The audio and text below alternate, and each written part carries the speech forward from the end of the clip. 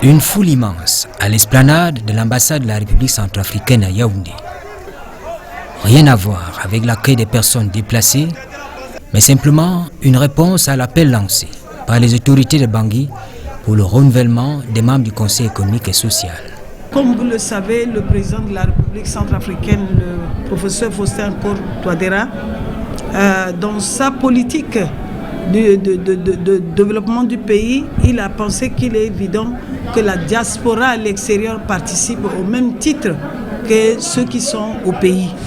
Et c'est à ce titre que nous avons reçu des instructions de notre hiérarchie qui s'avère être le ministère des Affaires étrangères, chargé des Centrafricains de l'étranger, d'organiser cette élection afin de désigner, de d'élire deux personnes qui seront chargées de représenter la diaspora centrafricaine au Cameroun, au Conseil social et économique de la République centrafricaine. Instruction reçue, un avis d'appel à candidature a été lancé. Au bout du compte, en lice, 6 candidats, dont 3 femmes et 3 hommes. Le rôle du Conseil, de celui qui est chargé de représenter les autres au Conseil économique, il a la responsabilité principale de contribuer au développement du pays, au développement de son pays et surtout chercher des voies et moyens pour l'avancement économique de son pays. Donc chercher des partenaires, comment il faut faire pour que le pays se développe économiquement. Donc il a cette responsabilité au niveau de ce conseil. Le scrutin en lui-même se déroule en toute transparence. J'ai aimé le fait que les personnes se sont mobilisées. Les personnes se sont mobilisées pour venir participer au vote. Mais ce qui est un peu remarquable, un peu regrettable, c'est que j'aurais aimé que les choses se passent exactement comme on fait par exemple l'élection présidentielle. C'est-à-dire qu'il fallait qu'on marque les personnes qui viennent voter. Parce que si on ne marque pas les personnes qui viennent voter, ça sera difficile de distinguer si la personne a déjà voté ou si la personne n'a pas encore voté ou si la personne a voté 2 fois. Donc c'est ma première préoccupation par rapport au vote. Non? La deuxième, c'est que c'est une bonne chose de voter, de participer. Et le fait qu'on vote les gens qui vont décider sur notre sort, c'est vraiment une bonne chose. Le gouvernement pourrait même bien décider que on choisit les personnes qu'eux ils veulent. Mais du moment où c'est nous-mêmes qui les votons, c'est vraiment une bonne chose. Ce processus électoral, c'est une réforme très bien pour nous. Depuis que nous sommes sur le Cameroun, là, de cela même 10 ans, n'a jamais eu ce moment-là. Nous sommes très ravis, heureux de voir comment ceci se déroule sur le sol camerounais. Par rapport à ce processus, moi, j'admire vraiment la présence de la femme, au fait. Le président Faustin Touadéra, notre président,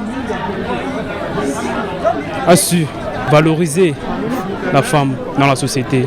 Et c'est normal, nous sommes tous égaux. La femme en tant que l'homme, nous sommes tous égaux. Je suis très content, ému. D'abord, je remercie le président de la République et son gouvernement d'abord de penser au Cameroun.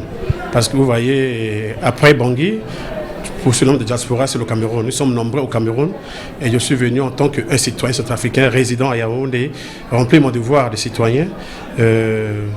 Je vois que c'est une très bonne chose que le pays a pensé aux compatriotes qui sont au Cameroun de les intégrer directement dans ce qui se passe au pays, afin qu'eux-mêmes ils apportent leur contribution à ce qui se passe au pays. C'est une élection transparente, puisque nous-mêmes nous avons assisté à cela et c'est entaché d'aucune irrégularité et nous félicitons très chaleureusement Madame le chargé d'affaires pour cette initiative et nous jetons également le chapeau à notre président de la République, son Excellence Monsieur le professeur Faustin Touadéra, pour cette belle initiative.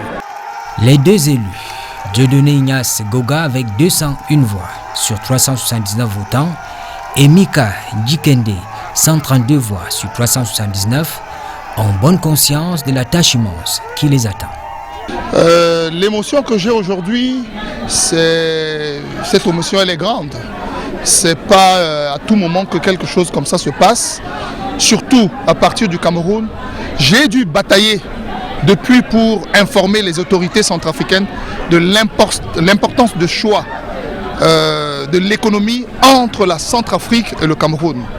Vous êtes sans ignorer que les plus de 98% des marchandises import-export de la Centrafrique passent par le port de Douala et bientôt par le port de Kribi.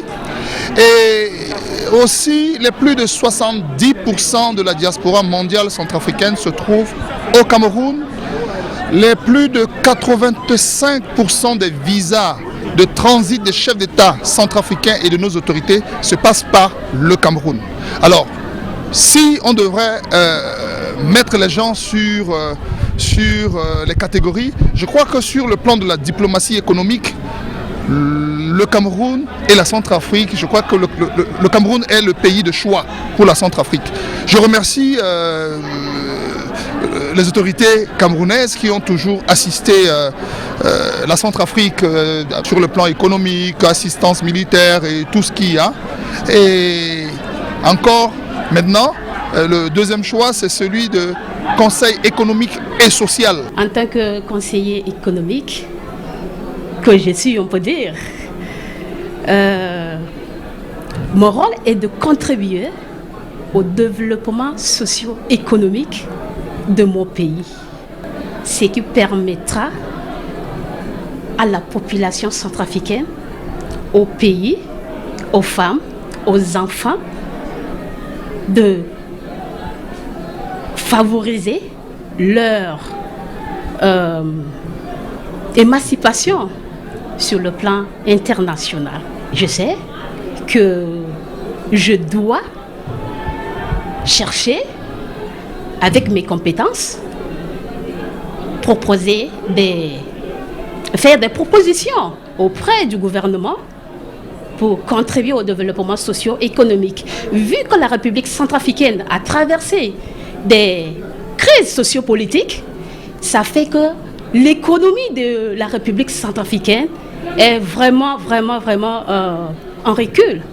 Donc je sais que par la grâce de Dieu, la République centrafricaine sera un pays en développement. C'est d'abord faire nourrir à 100% et permanemment la coopération sous-régionale entre la Centrafrique et le Cameroun, qui sont déjà dans la CEMAC. Et le cheval de bataille que nous avons, nous les Centrafricains de la diaspora au Cameroun, par le passé, nous avons fait octroyer à l'État centrafricain 90 999 mètres carrés, 10 hectares au port de Douala, pour éviter à l'État centrafricain les ventes aux enchères de nos marchandises à partir du Cameroun, puisque la Centrafrique est un pays enclavé, pays sans façade maritime. Le gouvernement camerounais nous a donné 90 999 mètres carrés, pour lequel, depuis 2010, ce projet n'a jamais vu le jour. Et ceci fait des difficultés sur le plan d'importation et exportation des marchandises centrafricaines. Le cheval de bataille, c'est d'abord faire cette plateforme-là et qu'on puisse dire au gouvernement l'importance et les retards accusés depuis 2010 jusqu'à aujourd'hui pour éviter les surestaries et les stationnements de navires qui coûtent extrêmement cher à l'État centrafricain. Alors maintenant, c'est copier l'exemple du Cameroun. Et sans me tromper, je pense que les plus de 90% de l'activité commerciale du Cameroun est détenue par des Camerounais. Alors que chez nous, tel n'est pas encore le cas. Il est question d'arriver à monter sur le plan économique, à faire des leaderships des Centrafricains, même souches, qui sont capables de porter leur économie sur le plan socio et économique. La diaspora centrafricaine au Cameroun fonde beaucoup d'espoir sur l'action des membres élus au sein du Conseil économique et social. Ma première attente, c'est qu'il faut que ces personnes-là puissent venir résoudre les problèmes des étudiants. Parce que les étudiants à l'extérieur, nous sommes confrontés à d'innombrables problèmes. Problèmes d'attestation, problèmes d'équivalence. Il y a beaucoup de problèmes qu'on fait face. Donc nous voulons que ces personnes résolvent les problèmes d'abord d'ordre académique. Ensuite, il y a aussi les problèmes d'ordre social. Il faut que ces personnes puissent venir résoudre les problèmes sociaux que nous traversons à chaque instant. Donc on attend d'eux la bonne moralité d'abord et de chercher des bonnes choses, des bons projets pour amener au pays et débattre ça au niveau du conseil pour l'intérêt des Sud-Africains qui sont... Il y a la crise économique qui est là. On peut baser, la guerre économique est basée sur la guerre, sur tout ça là. Bon, on sait que la RCA dépend de la sous-région, dépend beaucoup de plus de Cameroun. Avec tout ça là, peut-être avec la coopération des sous-régions là, ça peut nous aider les étudiants d'abord et les autres qui vont venir là. Normalement, il devait avoir un système de suivi et évaluation. C'est-à-dire que les gens qui viennent fréquenter ici à Yaoundé, quelle sera leur suite? C'est ce qui est très important parce qu'on ne va pas venir fréquenter comme ça et faire comme s'il n'y avait pas un système de suivi, c'est pas bien. On devait savoir quels sont les diplômés de cette année, comment est-ce qu'on va les intégrer dans le domaine d'emploi, tout ça, ça sera vraiment très important. Et il suffit aussi de savoir quels sont les domaines que le pays a besoin à l'heure actuelle. Et ça permet de faire un système de suivi de telle sorte que les gens qui sortent, ils viennent se former dans ce domaine-là pour résoudre le problème du pays. C'est un peu ça ce que j'attends. La République centrafricaine sort d'une crise que tout le monde le sait et le défi est énorme, surtout la relance économique de ce pays très riche en Afrique centrale. Et je suis très d'avis avec ces deux heureux élus. Ils vont défendre valablement notre pays sur la scène nationale et l'échiquier international également. L'ambassade de la RCA à Yaoundé salue le sens de responsabilité qui a prévalu pendant le scrutin. Je suis très satisfaite, très satisfaite. Je comprends que effectivement les Centrafricains, la diaspora centrafricaine à l'étranger s'intéressent vraiment au développement de leur pays et la raison pour laquelle vous voyez que c'est un monde fou. Hein, tout le monde se presse, tout le monde est content d'avoir un porte-voix au niveau du Conseil économique social. Au sein de l'appareil administratif de la RCA, le Conseil économique et social occupe une place de choix dans la prise de décisions à caractère économique.